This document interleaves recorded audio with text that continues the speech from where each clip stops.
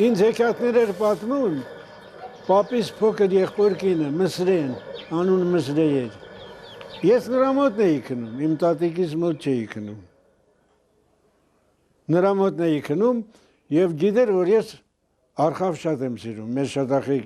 բլութներից է։ Ամեն առավոտ վեր էի կանում տակ, արխավ դրած ինձ էր սպասում։ Այնա շատ հեքիաթներ էր պատմում ինձ։ Հետո իմ տատին ես շատ էի սիրում։ Եվ տատս խնոցի էր հարություն։ Միայն այնտեղ ես իր ձայնը լսում էի։ Տան մեջ նա չէր խոսում, ոչ մի ձայն չուներ։ Եվ սկսում էր երգել այդ երգը, Հասմիկը շատ գեղեցիկ ձևով կատարում է։ Լա լա լա լա լա լի լա լա լի լա լա լա Նախշունի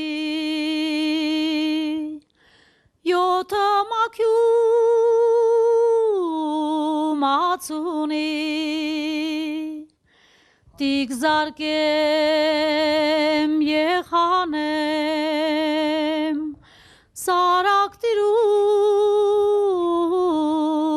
ճաշանեմ մեր ոչխար ծանդրի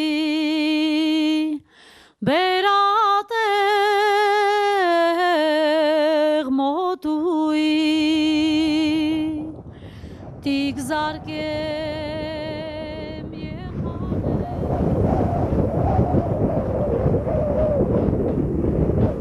Սարի լանջին մահճակալ,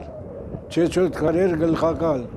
մի հին կապեր տուսերին, այս է հովվի անգողին, սև հողին, չոր քարին, ու խայ, սիրուն հովի, քուն տանուշ, առաջ ես երկն եմ ես սովորել։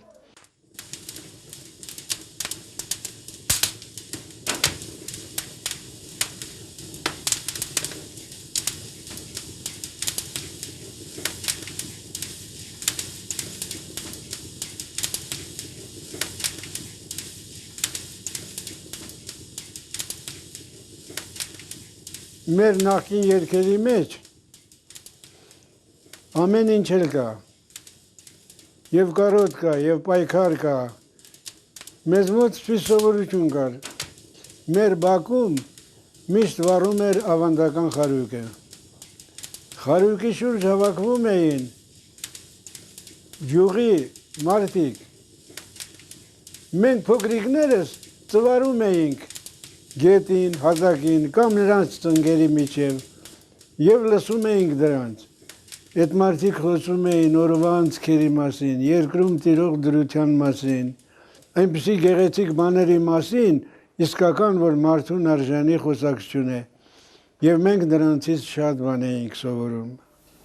Խարույկի շուրջ նաև ժողովուրդը երգում էր։ Այդ երգերը ես սկսեցի սովորել։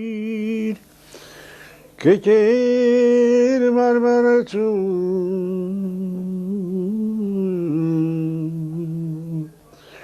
կեկեր գտոպեր,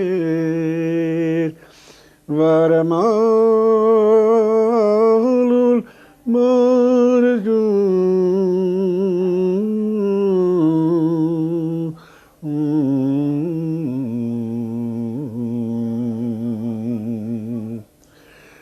Հայրո